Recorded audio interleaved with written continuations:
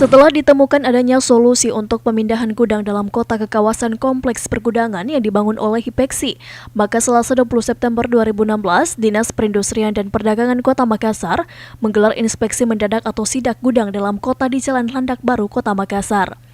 Hasilnya ditemukan sebuah gudang yang tidak memiliki izin operasional berisi botol miras yang kosong.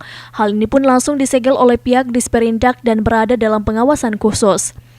Pihak pemilik juga diwajibkan untuk memberikan klarifikasi terkait usaha yang dilakukannya terlebih adanya temuan botol miras. Atas temuan tersebut, maka pemilik gudang dinilai telah melanggar Perda Nomor 5 tentang perizinan tertentu.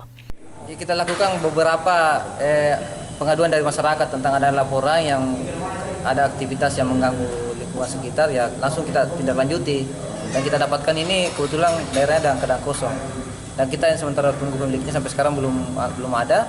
Ya untuk selanjutnya kita akan bangunan ini dalam pengawasan Disperindak untuk kita lanjuti apa sebetulnya usaha, apakah dia memiliki perizinan atau tidak. Jelas ini suatu langkah yang kita langsung lakukan kepada masyarakat untuk memberikan bagaimana pelayanan terhadap kenyamanan dalam pedagang khusus di Kota Makassar. Disperindak Makassar akan terus melakukan sidak untuk mengungkapkan adanya gudang dalam kota yang beroperasi tanpa izin.